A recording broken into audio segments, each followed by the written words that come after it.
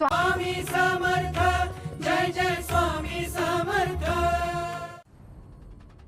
स्वामी, मलाही एक प्रश्न पडलाय, विचारू? विचार। स्वामी, हे जग, हे युग देवाने निर्माण केलं, मग देवाला कोणी निर्माण केलं नाही हे कसं कळणार आम्हाला? गे एक काम कर, मगाशी ज्या वस्तू बाहेर काढल्यास त्या वस्तूंमधून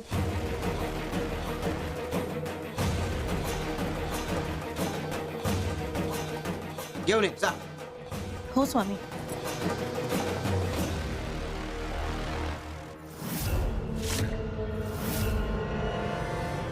द्यायला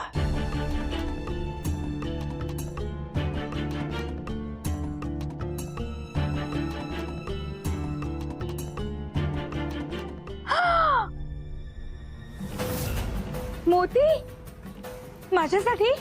मोज। हो, घे तू, हे पकडा। 1 2 3 थांब, चुकती आहेस, पुन्हा मोज। स्वामी, अहो बरोबर तर मोजते। मोज म्हटलं ना। बर। 1 थांब, तू सुरुवात 1 ने केली, 1च्या आधी काही का नाही म्हणालीस? स्वामी, सुरुवात एकानेच होते, एकाच्या आधी काही नसतं। हेच तुला समजवायचं होतं। ज्याप्रमाणे 1च्या आधी काही नसतं त्याचप्रमाणे देवाच्या आधी काही नाही आहे। तो अनंत आहे, तो अनादि आहे, तो सर्व ठाई व्यापून आहे।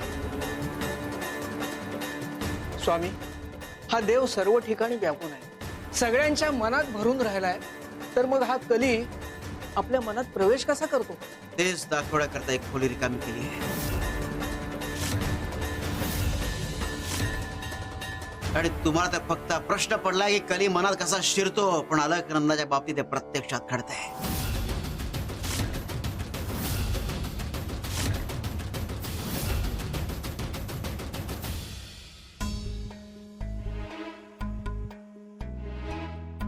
स्वामींना सांगितलं पाहिजे, आता पुढे काय करायचं हे स्वामीच सांगतील, विनायकरावांनाही समजावतील।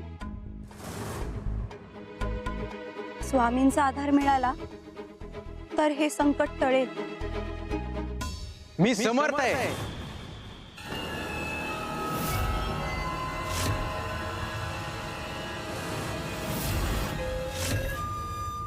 विनायकला समजवायला मी समर्थ आहे। तुम्हाला माझ्या मनातलं कसं कळलं? माणसाचं मन म्हणजे माझ्या हातातलं खेळणं आहे। म्हणजे ते कसं वळवायचं, कसं फिरवायचं, याची कला मला जन्मजात अवगत आहे। अहो, पण तुम्ही आहात कोण?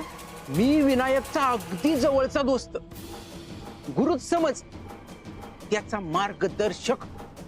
विनायकनं मला सगळं सांगितलंय। तुम्ही दोघं एकमेकांच्या प्रेमात आहात, लग्न करायचंय,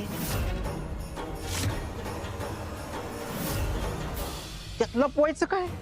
हा, घाबरू नकोस, माझा पाठिंबा आहे तुमच्या प्रेमाला। तुमच्यातला जो बेबनाव आहे ना, तो एकच माणूस मिटवू शकतो, ती म्हणजे मी। पण ते आता शक्य नाही।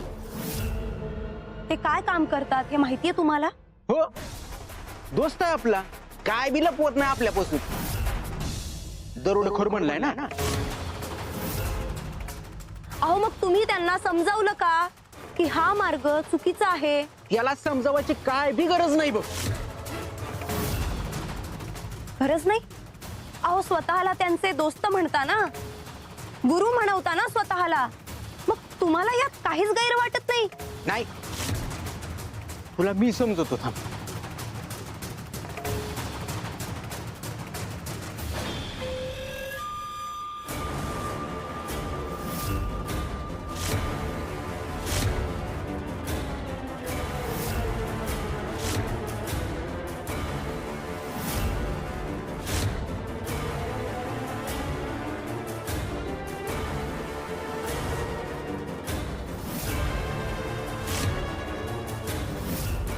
हे काय, दोन्ही बाजू सारख्याच? हा तुझा दृष्टीभ्रम आहे.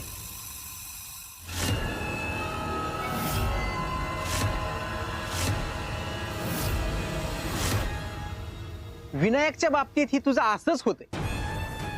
तू एकच बाजू बघतीयस. मी तुला दुसरी बाजू दाखवतो. दोन्ही बाजू पाहून निर्णय घे. काय बरोबर आणि काय चुकते. चल माझ्यासोबत, तुला सत्य दाखवतो.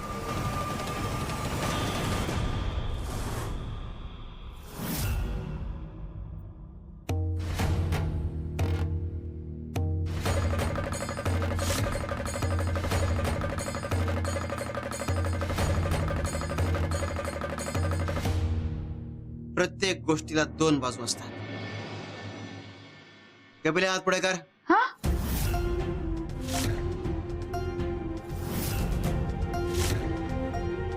स्वामी हात कापेल ना माझा.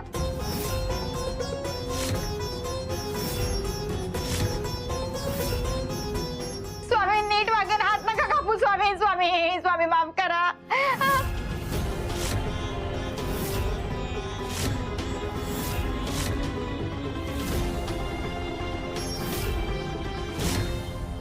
कुठली बाजू तुमच्या हिताशी आहे ओळखता यायला हवं. कली तुम्हाला सोयीस्कर अशी बाजू तुम्हाला दाखवतो आणि तुम्ही नेमकं त्याला बळी पडता. स्वामी, पण हे कसं शक्य आहे? दाखवतो.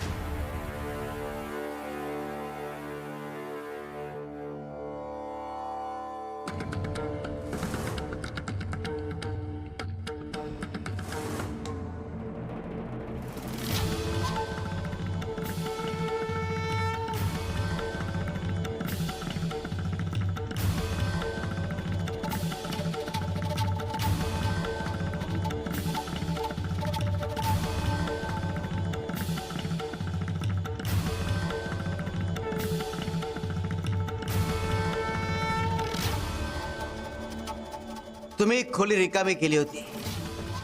एकही पवित्र गोष्ट मागे ठेवली नव्हती. तसं रिकाम्या खोलीच्या बाबतीत घडतं, तसंच रिकाम्या मनाच्या बाबतीत घडतं.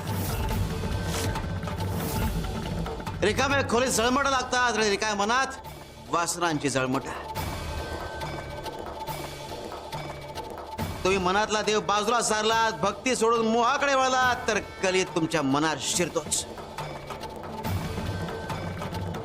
ज्याप्रमाणे कोळ्याने या रिकाम्या खोलीत जाळ पसरवला, त्याचप्रमाणे कली तुमच्या मनात जाळ पसरवतो. मोहाचा, भीतीचा. आणि मग त्या मोह पाशातून त्याला बाहेर पडता येत नाही. देवाला शोधताच येत नाही. काही जण मोह पाशात अडकतात. त्यांना जाणीव होते चूक झाल्याची. मग ते बाहेर पडण्याकरता तडफडतात. पण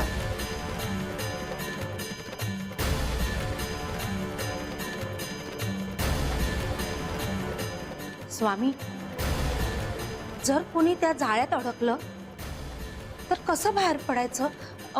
म्हणजे काय करावं लागेल त्याला? गोपाळा, जा चित्र घेऊन ये. हो स्वामी.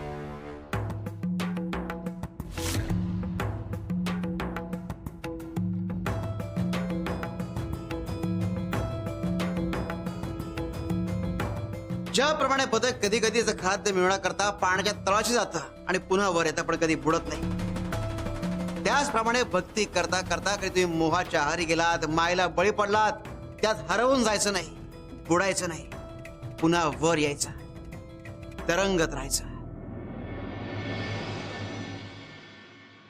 ज्याप्रमाणे बदकाकडे पंख असतात, त्याचप्रमाणे तुमच्याकडे पंख आहेत नामस्मरणाचे. ते कधी छाटू देऊ नका. गोपाळा, घेऊन जा. हो स्वामी.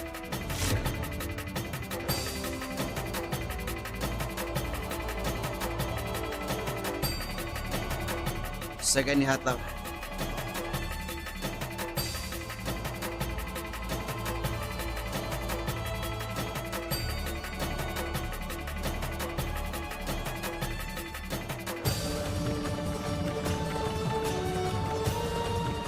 हात काढा. हे शस्त्र गुरु विश्वासाचं शस्त्र आहे. कलीशी लढायचं तर हे जवळ असणं आवश्यक आहे. अलकनंदाला या शस्त्राचा त्याग करून चालणार नाही, हे तिला आम्हाला पटवून द्यायचं आहे.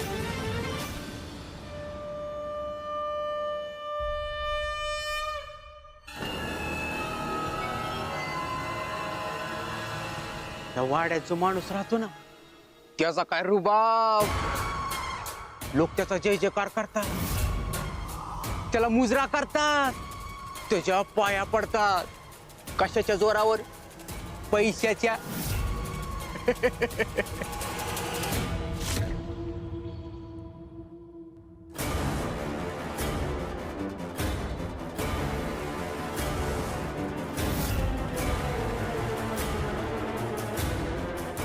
समजा विनायकच असा रुबाबात राहायला लागला तर लोक त्याचा जय जयकार करतील. नुसता जय जयकारच नाही तर त्याच्या पाया पडतील, त्याला मुजरा करतील. त्याची पत्नी म्हणून तू थाटामाटात राहशील.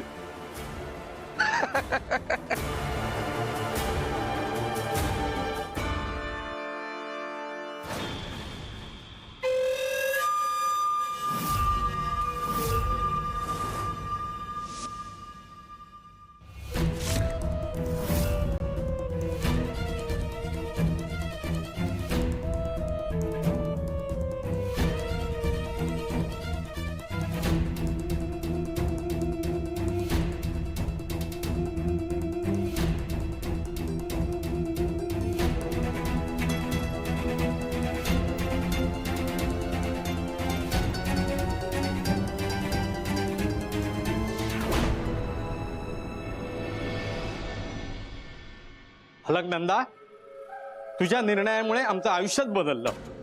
हो ना, असा जावई, असं घर. देवाने आपली सगळी स्वप्न पूर्ण केली. अलकनंदा,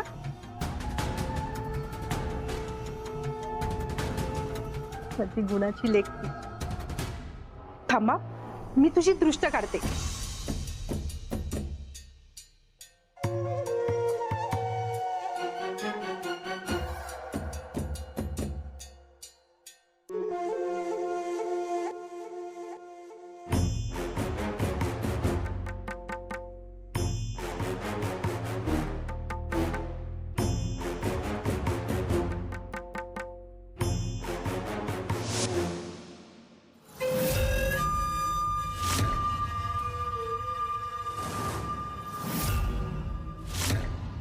नीट विचार कर, हे सगळं प्रत्यक्षात घडू शकतं. विनायकने दरोडेखोर म्हणून सुरुवात केलीये, पण तो सूर्यरावांच्या छत्रछायेखाली आहे. घाबरू नकोस, तो त्याचं काम चोख करणार. एक ना एक दिवस सूर्यराव त्याला सरदार बनवणार.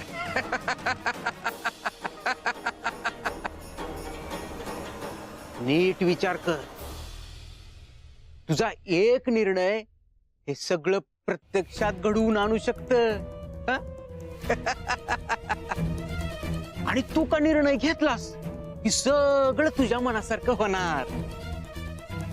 आयशू आरामात राहणार, मोठ्या वाड्यात राहणार. अगं सोन्या नाण्यानं मडवेल तुला विनायक. तुझं आयुष्य बदलेल. अगं तुझा छळ थांबेल.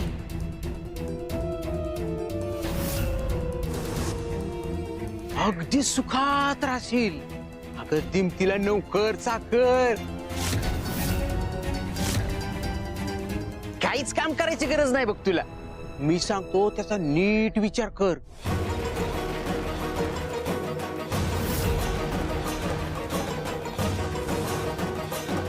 आणि त्यातच भलाय तुझं. मोठा निर्णय जाळून घ्यायचा की उगाळून घ्यायचा. अलकनंदा, अलकनंदा. हा तर स्वामींचा आवाज. हा सगळा मला भास झाला हे सुखवणारा आहे, पण मार्ग चुकीचा आहे. मी फक्त तोच मार्ग स्वीकारणार जो मार्ग मला स्वामी दाखवतील. श्री स्वामी समर्थ. श्री स्वामी समर्थ. श्री स्वामी समर्थ. भक्तीचं मूळ इतकं खोलवर रुजलंय तर, पण हे भक्तीचं मूळ मुळासकट उपटून काढायला थोडा वेळ जाणार. वेळ लागणार, पण फक्त थोडाच. मोह हा असा चुंबक आहे ज्याच्याकडे आकर्षित होण्यापासून कुणीही स्वतःला वाचवू शकत नाही. स्वामींची भक्ती, चल बघू किती दिवस टिकते ते. नकार दिला ते बरोबर केलं, पण ते जे सांगत होते ते कुठेतरी मनाला पटत होतं, आवडतही होतं, स्वप्नासारखं वाटत होतं. पण मन म्हणतंय कितीही आवडलं तरी ते चुकीचंच आहे आणि ते स्वीकारायचं नाही.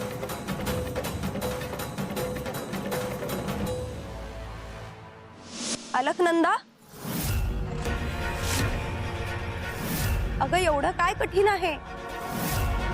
ज्याच्यावर प्रेम करतेस, ज्या भविष्याची तू स्वप्न बघितलीस, तेच तर तुला मिळणार होतं ना. मग त्यात चूक काय आहे? चूक मार्गाची आहे. मार्ग चुकीचा असेल तर त्यापासून मिळणारं सुख सुद्धा विषच असतं. विष ही संधी. अगं कधी कधी थोडं चुकीचं पाऊल उचलावंच लागतं, घरच्यांसाठी, तुझ्या वडिलांसाठी आणि स्वतःच्या आनंदासाठी. मला सांग, या जगात कोण सरळ चालतं? जग हे तडजोडीवर चालतं. म्हणून चोरी, दरोडा हे कसं स्वीकारू मी? अगं ते चोर नाहीयेत, परिस्थितीने त्यांना ढकललं. तू त्यांच्यावर प्रेम करते आणि प्रेमात माणूस आपल्या माणसाचं जग वाचवण्यासाठी कुठल्याही तऱ्हेला जाऊ शकतो. आणि खरं सांग, जे सुख तुला दिसलं, तो रुबाब, ते दागिने, तुझ्या बाबांची तब्येत, तुझ्या घराचं ऐश्वर्य आणि विनायकराव सरदारांसारखे रुबाबात बसले, हे काही चुकीचं होतं का? नाही, सुखात चूक कुठलीच नव्हती. पण सुख देणारा मार्ग असतो ना, तोही तितकाच महत्वाचा असतो. अगं तू मार्गावर एवढं का अडकतेस? या जगात सर्वांनी जगण्यासाठी काही ना काही तडजोड केलेलीच असते. स्वामी मोठे पवित्र आणि त्यांचं जग वेगळं. तू एक सामान्य मुलगी आहेस. तुला चांगलं आयुष्य हवं आणि ते मिळवण्यासाठी छोटी तडजोड ही इतकी मोठी किंमत नाहीये ग. तू जे सांगतेस ते ऐकायला गोड आहे, पण आत कुठेतरी जाणवतंय की ही माझी वाट नाही.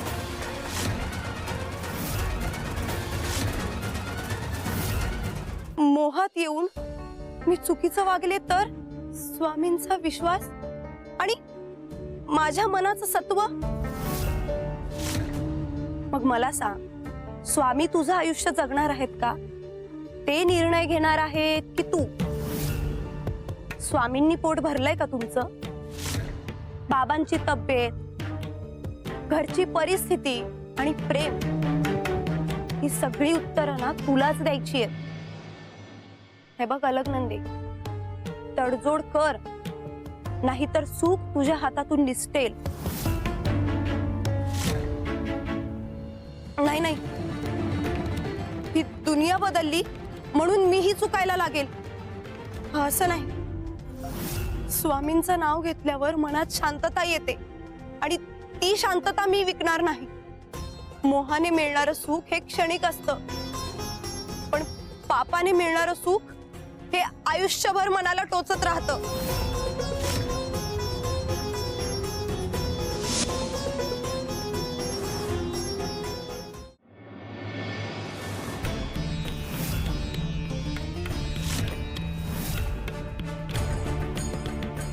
हे बघ, या दोन वस्तू मला भेट म्हणून मिळाल्या, पण मी पुजारी, मला यांचा काय उपयोग? आणि ह्या वस्तू मी कोणाला द्याव्या असं माझं कोणीच नाहीये. मी तुलाच आपलं मानतो, म्हटलं तुलाच देऊ.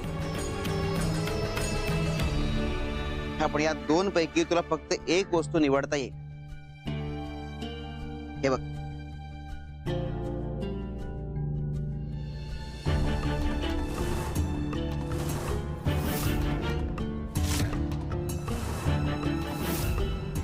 हे जगातलं सगळ्यात महागडं आणि सुवासिक अत्तर आहे आणि ही चाफ्याची साधी फुलं आहे. आता तू निवड, तुला दोघांपैकी काय हवं?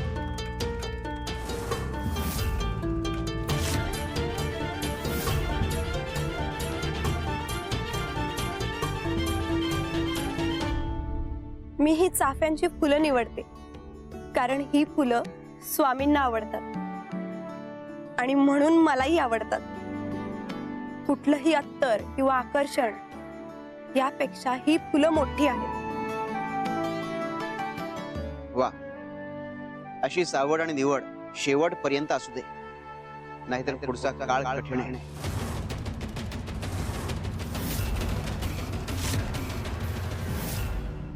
नाहीतर पुढचा काळ कठीण आहे. काय अर्थ असेल याचा?